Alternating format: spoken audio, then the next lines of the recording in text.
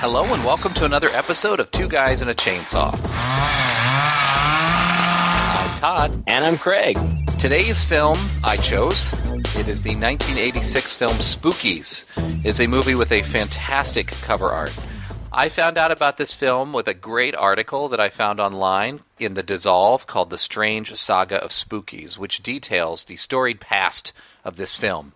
This film played in America briefly in the theaters. It also played in Hong Kong briefly, and you can kind of see that it might have played a little better for a Hong Kong audience, especially if you compare it to The Boxer's Omen that we did earlier. Not quite as disgusting, but just as much, I think, a special effects extravaganza that just goes balls out. Yeah. I know this movie from the cover art. I had actually purchased the VHS tape quite some time ago and never did watch it, and then sold it or gave it away or threw it away at some point when we moved. So I was happy to be able to sit down and watch this movie. It is on YouTube. It has not had a proper DVD release. So if you want to watch it after we're done talking about it, you can definitely go to YouTube and check it out. And you might want to. It is interesting. Very interesting. The film is actually the product of a movie that was shot called Twisted Souls by two longtime horror fans who wanted to shoot a horror film. And apparently they came up with a movie called Hellbender or Hellspawn or something like that. We're trying to get the financing for it, and in the process met a man named Michael Lee. Michael Lee, very rich guy, decided to put up the money for this a film if they would do another movie for him first, which he just said, make it about a bunch of teenagers running around in a house getting killed. So with that detailed plot synopsis in mind, these two guys went and just wrote a crazy script for a movie that apparently was pretty ambitious. It had a special effect on every other page. They later admitted it kind of bit off a little bit more than they could chew, but by golly, they shot it. And in the process, had some creative tension between them and the financier Michael Lee, who, according to the people involved in this film, really didn't know a lot about movies. And so these two guys just got super frustrated, and finally Michael Lee kicked them out, and brought in another person to finish the movie. Her name is Eugenie Joseph, or Jeannie Joseph. So the result that we have now is Spookies, the result of Twisted Souls, which was the original title, with all this extra footage added in pretty clumsily. And the directing credit is shared by Jeannie Joseph, Thomas Durant, and Brendan Faulkner, which is never a good sign when you have three directors on a film. Right. Yeah. Now you know a little bit about the movie going in. I knew this about it going in. If you don't know this about it going in, you'll probably be even more confused by how crazy this film is. Craig, have you heard anything about this movie before I proposed it? Gosh, I don't know. You know, the title seems so familiar, but at the same time, I don't think that I really knew anything about it. And all of that history you just explained, you sent me that article and then later texted me and asked me if I read it, and I said, yeah, the first part, because it was super long. So I didn't have all of the information, but I watched the movie, and then I went back and reread that article, and it becomes pretty clear. I mean, you can tell where the backbone of the movie is and then what was added in later. And so knowing that, it kind of explains a little bit why the movie maybe seems disjointed and the way it is, but I don't know. No, really, watching it this time was the first time that I had really any experience with it. You know, the title Spookies was suggested by Michael Land because apparently they didn't want to call it Twisted Souls, and he said, "Well, Goonies did so well, let's call it Spookies." That's funny. Yeah, like you could compare this to Goonies in the slightest. Yeah. Well, the movie starts out with kind of a shot of a graveyard of sorts and a big house behind it, and one of the graves is kind of bubbling a little bit. And there's a kid. Right? It's this weird, it's like a stone slab with chains over it, and it's like undulating like it's Jell-O or something. Yeah, Pulsating is like a common motif in this movie. That's right. It's kind of weird. There's a lot of pulsating going on. They had a discount on like air bladders or something at the special effects show. Oh man! So there's this kid named Billy walking through the woods, and it's dark out, and it's near this graveyard, and he sits down by a tree and opens up a sandwich and starts talking to himself and tells himself happy birthday. You kind of figure out that he's running away from home, but the only way you figure that out is this man just in the dark who happens to be in a tree across from him speaks up and is like, "So Billy, today's the big day. First night away from home, kid." What makes you say that?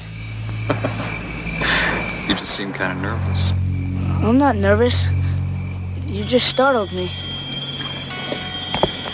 Give an old man a light. In the meantime, we're getting insert shots of this creature that looks like it's looking at them throughout the woods, almost like he's stalking Billy. Kind of a werewolfy type creature. It was all so random, and super, super dark, so I couldn't really understand what was going on at first. At first, I thought that whatever this were creature was that was like, watching or whatever, I thought that maybe it had transformed into this guy and was now talking to this kid.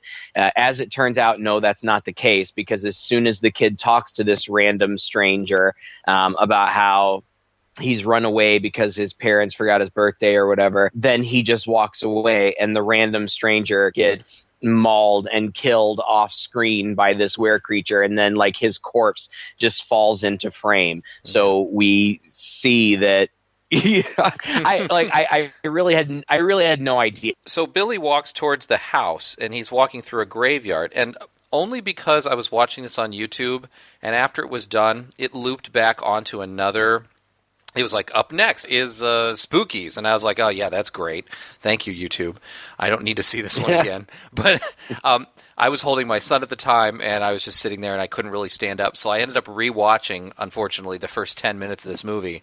And I caught something the second time around, that he glances at a tombstone, and he makes a comment like, oh, this is weird. It doesn't have a name on it. And then walks toward the house. And the second time, I looked at the dates on the tombstone, and it was like 1972 to 1985. 13-year-old person. So I think that was supposed to be foreshadowing poor Billy's death. Gotcha. Bit of sophistication in this movie, more than you'd give it credit for, yeah? Right. He approaches this house, and it's this huge house, and he goes inside, and he's like, well, couldn't be any colder in there than it is out here. And I guess he's going to just chill for the night. And this house is easy to get into, but there's nobody there.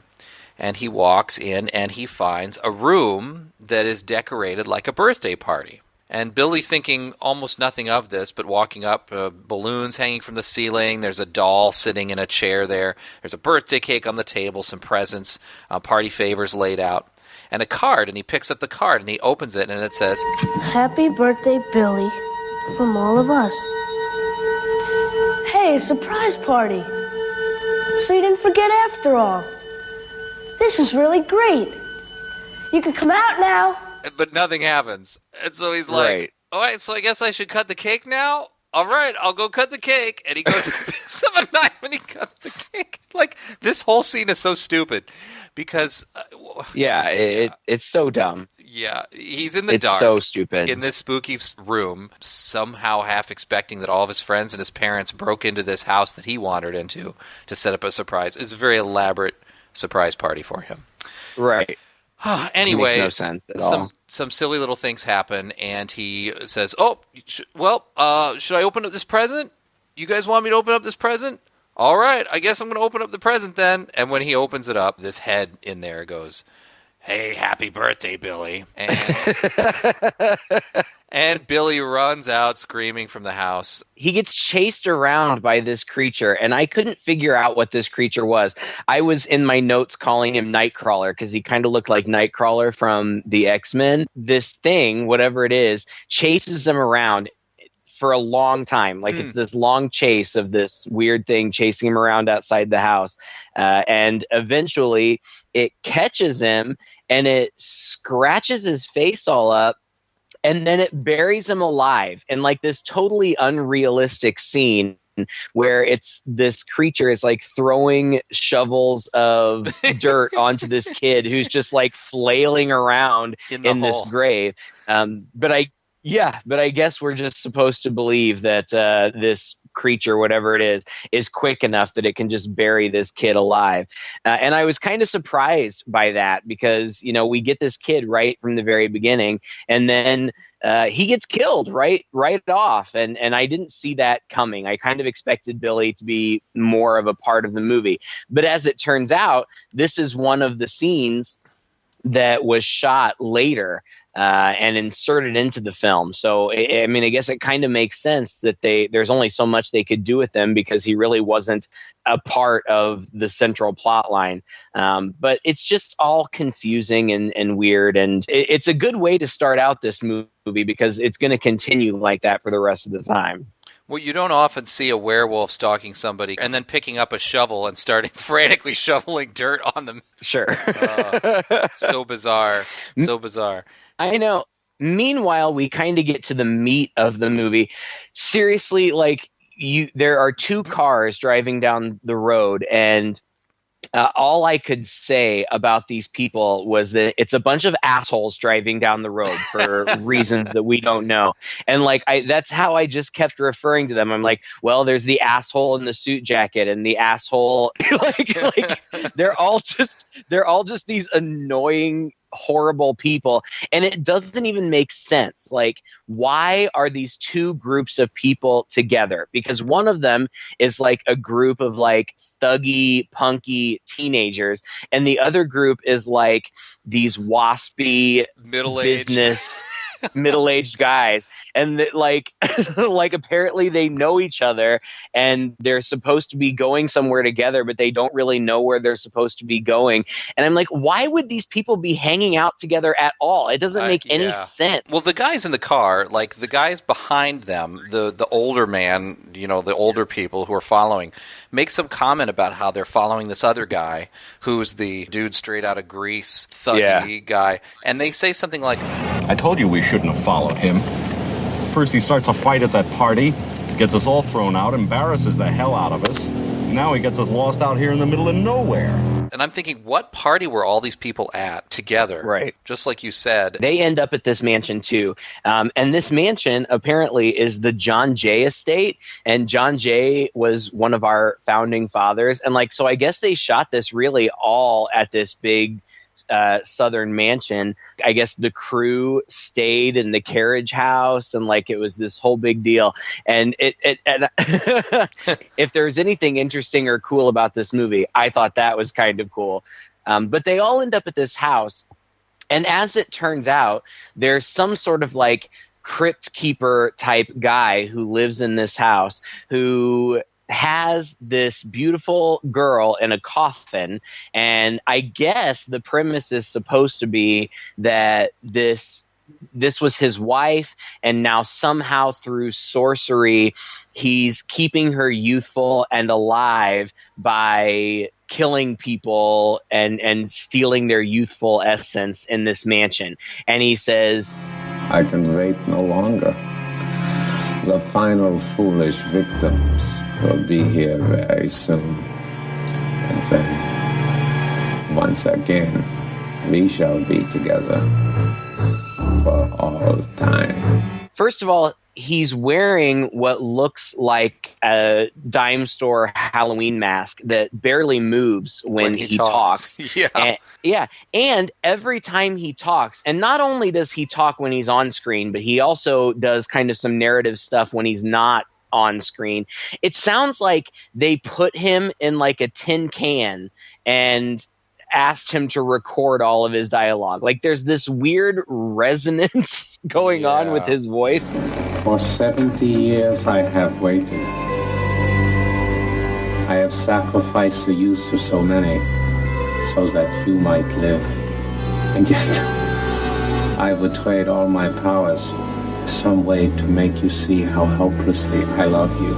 basically what it is, they get all these people into this big mansion, and it's just a setup for them all to die in these crazy wackadoodle ways. I wish it were more fun than it is. Like I don't know, how did you think that it was fun? Because it seemed like it should have been fun. It seemed like, and I think that really going in, that their idea was, let's be as off the wall as we can. Let's have a new monster every few minutes. And in theory, that sounds neat, but ultimately it just seemed dumb. Yeah, I'm the same way. I felt like this movie should have been a lot of fun, and there were a couple things I think that killed it. First of all, the fact that you just really don't know what's going on, and it's not just that you don't know what's going on, but you get a sense that nothing is going, like, it's just completely inept. And I think that's the marriage of these two concepts. This guy and his bride popping in every now and then, and him sitting in front of a chess table talking about how he's playing this intricate game of chess with these people, which is not an intricate game of chess with these people.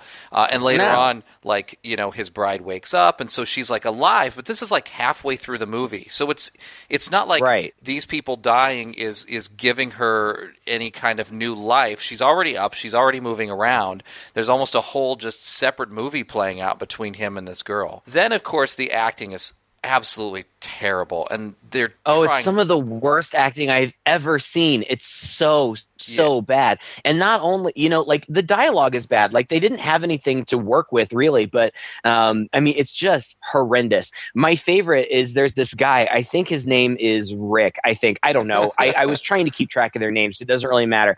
But there's this, I think his name is Rick, and he's like the funny one, and he's so over the top. Like, it's just ridiculous. Like, it seems like he's doing stand-up, and he's wearing a t-shirt with his own face on it, and like, he has a puppet that like he kind of does some gags with, and like, I thought that might play more into it, and it might be a funny thing, but like, he just does this shtick with the puppet for a little while in the beginning, and then you just see him running around with a t-shirt with himself and the puppet on the t-shirt. He was the worst, but I mean, that's not saying much, because all of them, the acting was just terrible.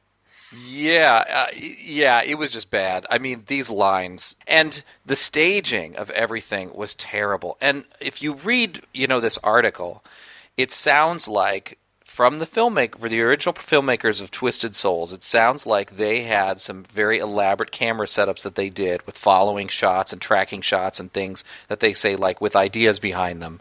But those got so chopped up, so all you get are these cuts from, you know, here to there to here to there. I don't know. I'd find it hard to believe that, even if you went and looked at those original shots, that they were that interesting, because even the most static shot in this film, which is, you know, 3 people or 4 people talking, looks like it was shot from across the room, and they're awkwardly standing, kind of like they're on stage. They're sort of facing each other, but they're also sort of facing the camera as they talk. It all just looks so put together for the camera. None of it looks natural. And then the other thing that I think really ruins it is the horrible music. The music in this movie is so bad that it kills any tension that comes in any of these scenes and just makes them laughable. Like, I think the movie would be at least 10 times better.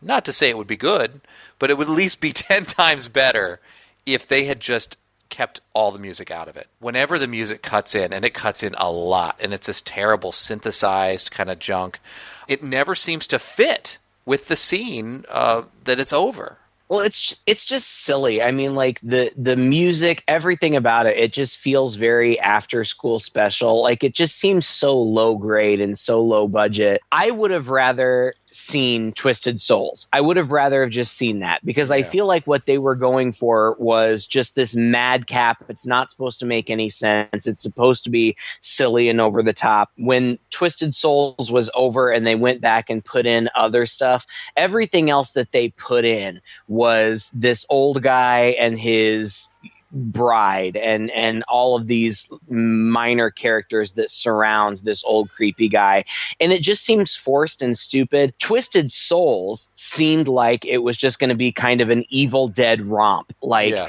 here's all this crazy shit that's going to happen. there's just all these crazy monsters and special effects and these kids getting picked off one by one by all this weird madcap stuff.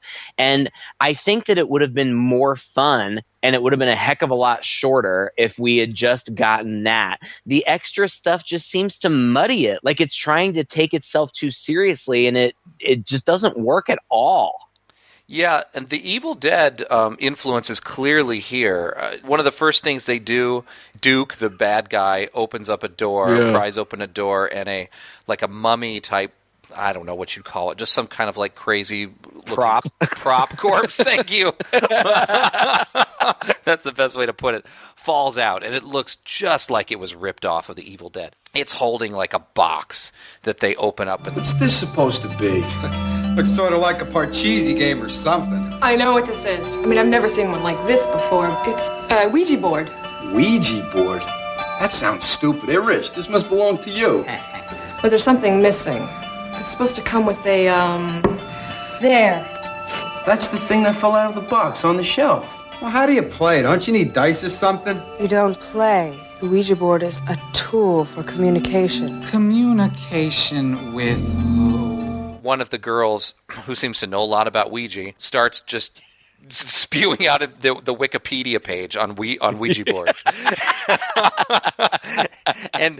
And then this is the point at which, bless them for trying, the filmmakers trying to make a connection between these two separate stories. But at this point, our Crypt Keeper man, it's like he's possessing her. It looks like he's trying to take control. And we get these odd close-ups of his forehead. Like his forehead is like there's a vein pulsing in his forehead, or maybe his head's about to split open. And that goes nowhere. Like that just kind of happens, and then that's it. But then she turns into a deadite. I mean, that's the best way to describe it. Yeah. There's no other way to describe it. I mean, that's exactly what it is. It's so silly to even talk about the plot because really from that point on, it's just everybody else gets scared. And so then they start running around the house. And then we get an hour of them separated, just running around the house and running into different things. And like at some points, they'll be really, really scared. And then at some points, it's just like they're just hanging out. Like, like a couple of ones that I remember. And there's I'm not even going to try to be linear in talking about this plot because it's so dumb.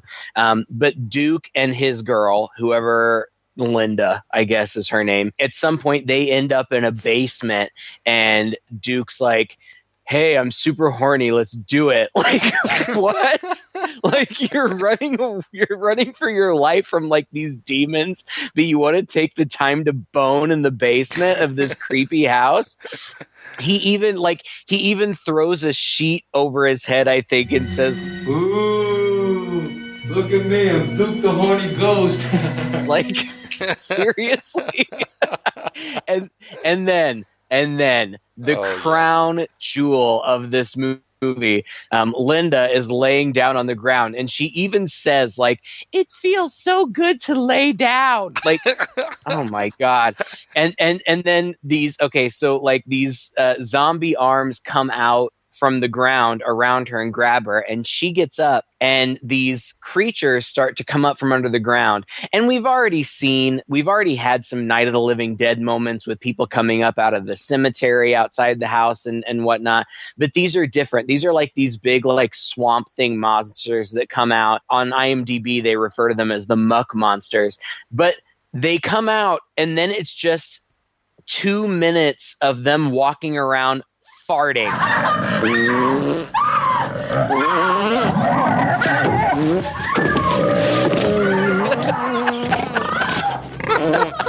Every step they take is a fart noise.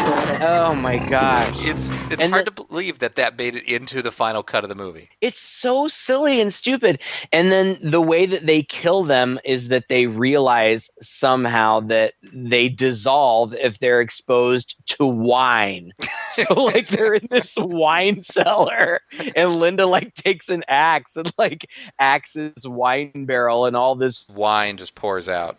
If this movie had just been a series of those type of incidents, I would have applauded it and said, that's hilarious, that's funny, I see what you're going for. But because they tried to put other stuff in and make it more than that and give it more of a cohesive plot, I'm like, nope, you lost me. This is just stupid. Like, I'm done. And the special effects are good. I mean, for the 80s, the special they're effects... all right. Well, I'm not going to say they're all good, but I'm going to say there is a lot that went into them. Like those creatures, there's one of the girls gets attacked in a room. I think it's the woman with the terrible British accent. Adrian. Yeah. The smoking asshole. The smoking British asshole. Her boyfriend or whatever dies, or husband or whoever it was, and then it's like ghoulies. These creatures pop out. They look cool though, but they're like water creatures because they have they're almost like giant nasty tadpoles.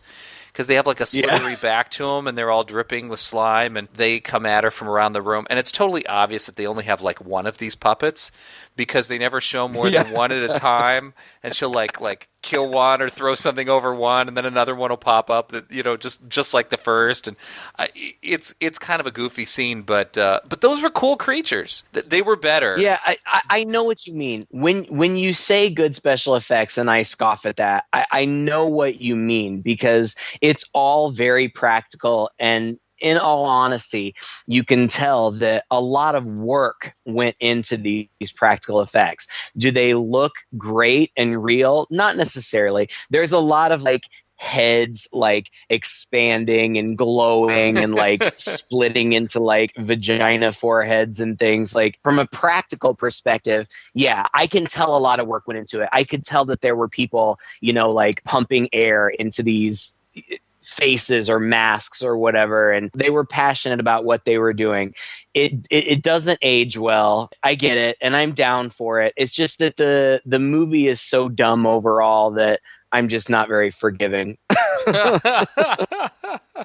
Well, you know, you always talk about XYZ would be a good movie to have on the background during Halloween. Do you think this movie is one of those? Oh, yeah, absolutely, because it's silly. You know, it's silly, but it's, oh God, I don't even want to say it's fun. Like, I don't even want to give this movie any credit, because it's really, really bad. But yes, if you were walking through a haunted house and this movie was playing on screens sporadically, yeah, there's some neat stuff to look at. Just in the context, for me, it just doesn't work. And again, I can't say enough. If it had just been the movie that the filmmakers originally wanted to make, I think what they were going for was off the wall, weird stuff all the time. And I would have just preferred to see that. Like, don't give me too much of a storyline. Don't give me this dumb-ass storyline about this, like, Frankenstein who's trying to keep this young bride who's not interested in him. Just show me the monsters. Show me the Asian lady who pops out of nowhere and then turns out to be like this mistress of the evil spiders, and then who kind of turns into this weird demon spider and kills that annoying comedian guy. Like, yeah, those parts I can appreciate on their own. And if, I guess what I'm saying is the plot is dumb. Like, just get the plot out of there.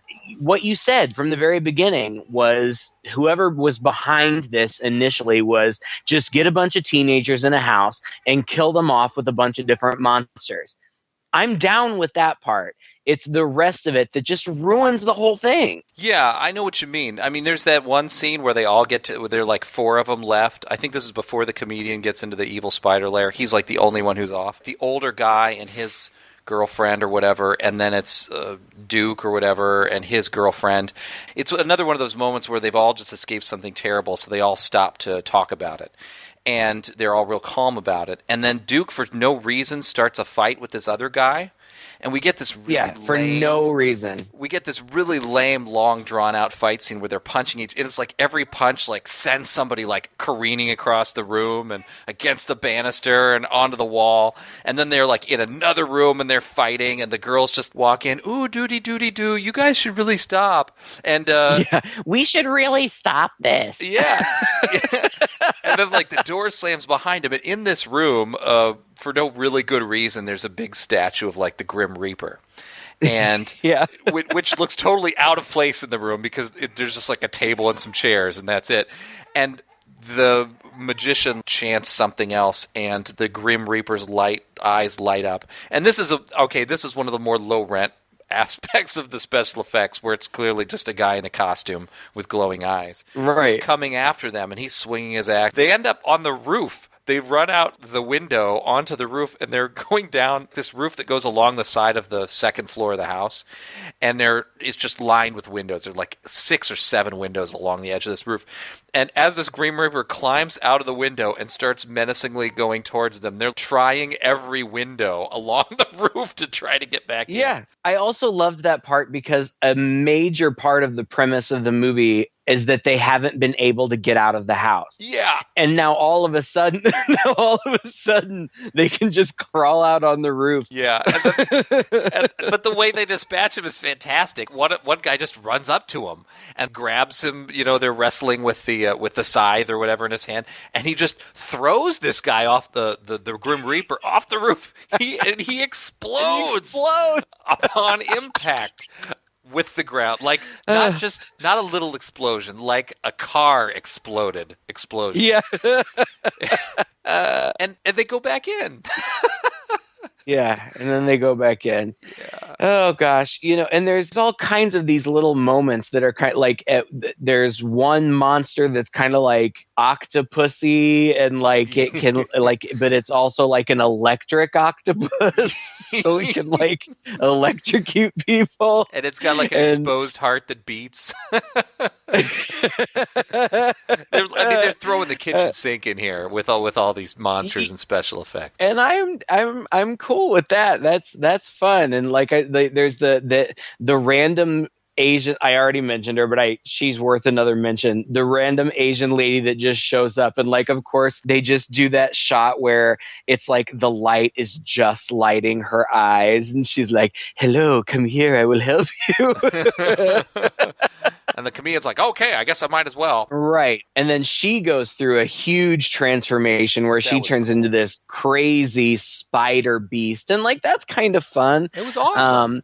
Come on. Give that effect some credit. That was a killer effect for its time. I know. I do. I mean, it's a little bit Jason and the Argonauts, or those movies that our dads watched, like where it was like slow kind of stop motion kind of, and it's not stop motion. It's just, that's just kind of what it looked like, but ultimately pretty cool. And meanwhile, we're leaving out. Okay. So you have to know that it's clearly 2 movies. So you've got the kids being chased around by monsters. There's the first movie. There's Twisted Souls.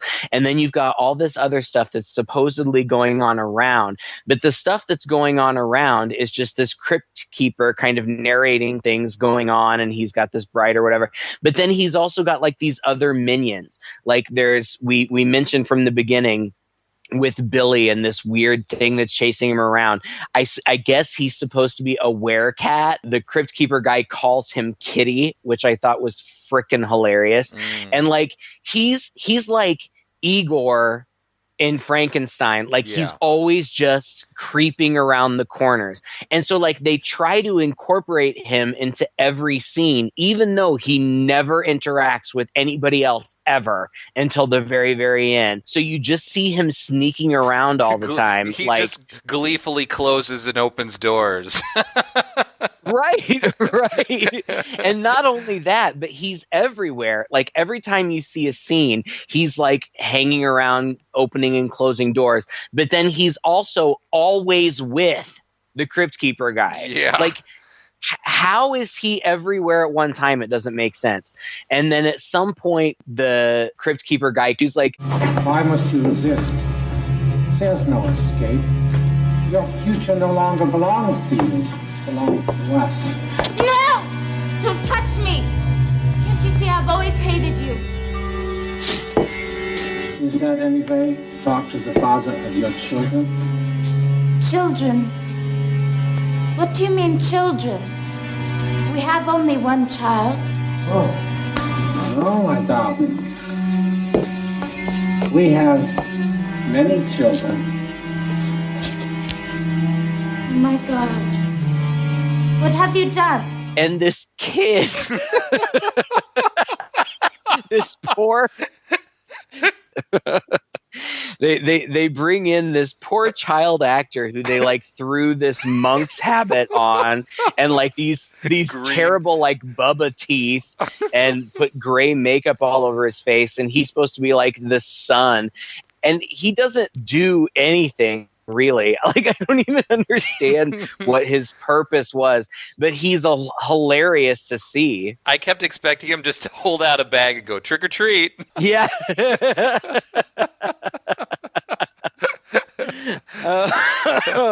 Oh man, I think I had a costume like that one Halloween. Yeah, as terrible as it was, like I thought, oh man, I wish I were that kid. I bet it would have been fun to hang out on that set.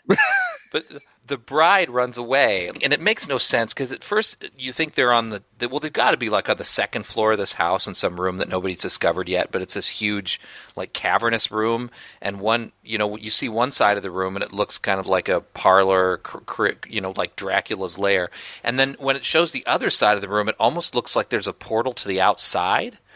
It's kind of misty and smoky, and there are vines and green things, and she runs out through that like sort of stony arch, and then she ends up running through what appears to be the basement at times, but then at other times is like a forest or a cave, and she encounters this witch that jumps up behind her, but it's not like a person dressed as a witch. It's another one of these creature effects. Were you talking about the Giggle Witch?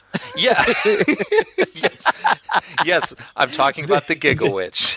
The Giggle Witch was one of my favorites. Yes. Because she kind of looked like something that you would buy at Walmart to hang on your door at Halloween. Yeah. But just somebody attached a little more articulation to it. Yeah.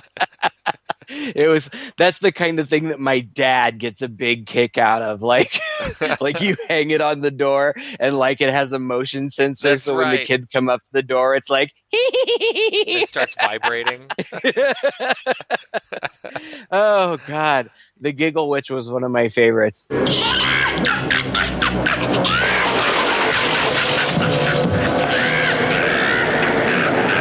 So then she runs outside, and again, like they're not supposed to be able to get out, so I don't know how she got out. But no, she doesn't go outside yet. First, she says, "I know what I have to do," and she gets an ice pick. And this ice pick is so bizarre because we've seen this ice pick. Like this ice pick originally came out of Billy's bag. And I don't know why this kid running away from home thought to pack his ice pick along with him. That was how one of the demons had grabbed one of those. And then I guess she found it just up on a ledge somewhere, and she hides it. And so she comes to, old wizard man and starts to pretend like, okay, I love you now. And he leans her over the coffin for a kiss, and then she stabs him in the forehead. And he falls forward, and then she runs out onto the roof, like you said earlier that we saw them run out. It's like the same window too, so none of this makes any sense.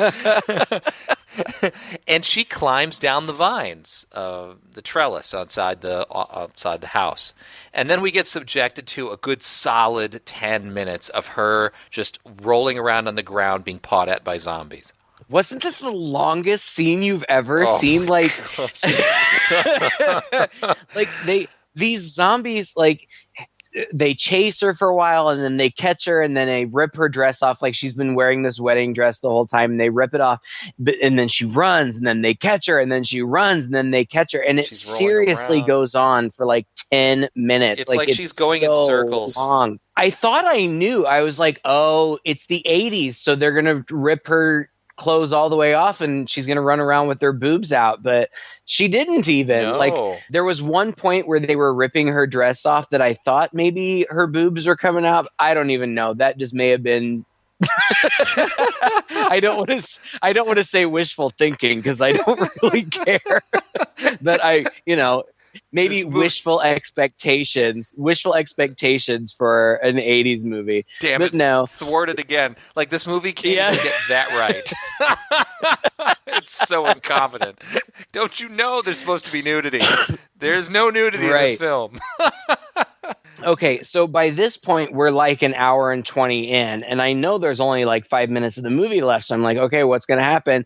So she runs and she finds this random car, and the zombies are just like lurking behind her, like not even pursuing her anymore. They're just like, ah.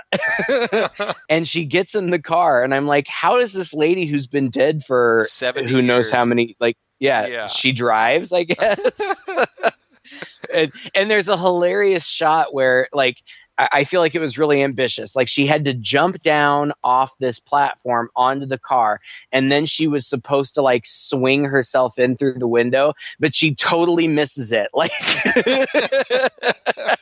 like she tries to swing herself in, but she loses her grip and like she falls out on the so like just her legs are in the car window, but somehow she crawls her way back into the window, and she's just in this car, and then this rando guy shows up and is like, hey, what are you doing in my car? The bigger question is, what is your car doing out here, and why are you hanging around? Lady, what are you doing in my car? She's like, help me. So he gets in and they start to drive away at like 5 miles an hour. Like, that's right. That's right. Like they're just taking a stroll through the woods. And they stop, and she's like, oh, thank God. I never thought I'd get away. It's so nice to meet a nice stranger. And he's like, I'm not a stranger. Didn't you know I've loved you forever? And like it cuts back to him, and he's the werecat guy. Like, yeah. Which still makes no sense. No. I have no idea who this guy is what he's supposed to be. Is there supposed to be a love triangle going on between the magician, this girl, and the werecat guy? Just got revealed at the end. I guess. And then, okay, so then like it just cuts to like a lot of rumbling at the house, and like that pulsating grave that we saw from the beginning bursts open, and the evil wizard necromancer pops out of it. I don't understand. Was he supposed to be dead and in there the whole time? Like, I have no idea what's going on. He bursts out and is like, ha ha ha ha, and then you get a cut of the kid in the Halloween costume with the big teeth giggling, and then it's over. That's it. Yeah. I had no idea what was going on, because by my count, there were still like 3 of those people still alive in the house. Yes, exactly. Right? Exactly. Like, we just forget about them. And we never even cared about this woman and this bride in the first place. So, you know, but that just begs the question, what was the original ending to Twisted Souls? What happens? I really am just kind of at a loss for what to say. I didn't enjoy this movie. It was frankly kind of painful to watch. Mm-hmm. Now, there were parts of it, like the effects, that I enjoyed. And some of them were so bad, but I feel like in the right context, it could have been so bad it's good. I wish that whoever took over would have just left it alone, because I think then it could have been so bad it's good. Putting in all the evil magician and the bride and the werecat and the Halloween costume boy, it just detracted from the Evil Dead, Ghoulies, millions of things they were trying to mash up. And even though some of those effects were so bad, like going all the way back to the beginning when Carol turned into the Dead-Egg, there were some times when her makeup looked okay, and there were some times when she was clearly just in a latex mask, and like her mouth didn't even move when she was talking. Like, it was so bad. And I think that I would have appreciated that more if they hadn't messed with it. I would have liked to have seen, let's just get a bunch of assholes in a house and have them taken out by a random assortment of monsters. That part was fun. The rest of it just felt trite and stupid and like they were trying too hard. And I didn't need that additional story. It didn't add anything. It was boring. And like, I walk away from it just thinking, why? I don't care. I don't care about this wizard. I don't care about his bride. Like, it was just dumb. Yeah, I feel the same way. People online will say, "Oh, this is hilarious. It's this madcap romp. You just go with it and whatever." I had a very hard time going with it. I felt like it was painful as well. Apparently, the very first cut of Twisted Souls was 2.5 hours long. And holy crap! Yeah, and it apparently moved very slow. And the Michael Bell, this producer, got so excited that he showed it to a distributor, Golden Harvest, which is a major film company in Hong Kong. And the filmmakers were like, no, don't do that. And he did it. And of course, the distributor said, well, we're not interested in it, because it's too slow for our market. And so this guy just turned around and was like, the movie sucks, blah, blah, blah. It needs to be cut. Whereas these filmmakers are going, yeah, we know that. It's a rough cut. That was the whole point. You're not supposed to show it to people. Now, the original filmmakers had an almost 90-minute cut trimmed down. And when they were kicked off the project, they thought that whoever came in after them was just going to add a little bit extra animation. They felt the movie was pretty much done. And it was this new crew that came in. They ended up cutting it down, and when they trimmed the fat from the film, they had 45 minutes. That was what they had deemed was usable, that they had to add additional stuff to. Basically kept all the creature effects and very little else. So clearly the movie's been messed with, and unfortunately no existing original print of even this film is known to exist. So as far as getting like a nice cleaned up version, as far as getting like what the original Twisted Souls could have been, we'll probably never see that, which is kind of a shame. But yeah, I would love to be kinder to this film. I really would. The best I can say about it is, if you were to cut it down even more, say to like 20 minutes, by cutting out everything in between all the monster effects and just string the monster effects back to back. I mean, this movie probably made an awesome trailer. Right? The trailer for this movie probably would have sold it like gangbusters. Right now, like you said, it feels like watching people go through a haunted house, and not particularly interesting people. Right. Like, if you get off on bad movies, like if that's your thing, like if you like bad horror movies, then by all means, I mean, this, I don't know what to say, because I like those sometimes too. We've watched a couple movies lately where it's been kind of so bad it's good, or at least it really had heart and we appreciated it. And maybe that's it. I think that the two guys who were trying to make Twisted Souls, I think they did have heart, and I think that they had a love of horror, and they were going for something madcap, and I think that if we had just gotten their vision, that it would have been a lot of fun. But unfortunately, it got messed with, and I think that was a big mistake. But like you said, and I do say it all the time, I'm like a broken record, at a Halloween party, throw this on, in a room where people are just going to be hanging out and talking and drinking, and not there to watch the movie, but every once in a while you're going to see some fun things, some fun practical effects, and terrible acting, and that's funny too. Terrible acting is funny if you don't have to sit down and watch it for an hour and a half. There's like a limit.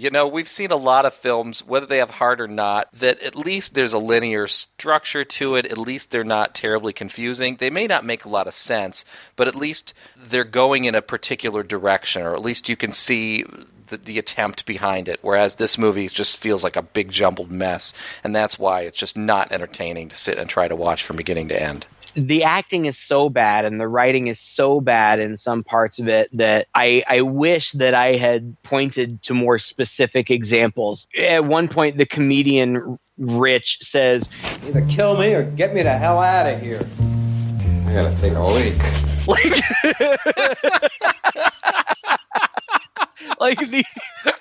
These are the kinds of lines you're dealing with in this movie, and that's freaking hilarious. That's hilarious. Even and it's delivered so bad. Like, this guy is just like pop-eyed the whole. Oh gosh.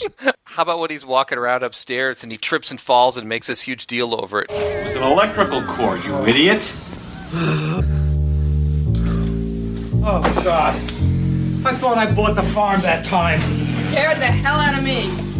Are you all right? Oh, yeah, sure, I'm fine. I haven't met the electrical cord yet that can get the best of me. Oh, gosh. Well, now, see, folks, there's fun to be had with this movie. And that's about the best I can say for it, really. I'm not going to be watching it again. But, by all means, give it a shot. See what you think. Well, thanks again for listening to another episode. If you enjoyed this, please share it with a friend. You can like us on Facebook. We have a page there. You can find this episode as well as many other back episodes on iTunes, on Google Play, and on Stitcher. Please send us a note. Let us know what you think of Spookies, as well as any films you'd like us to review in the future. Until that time, I'm Todd. And I'm Craig. With two guys and a chainsaw.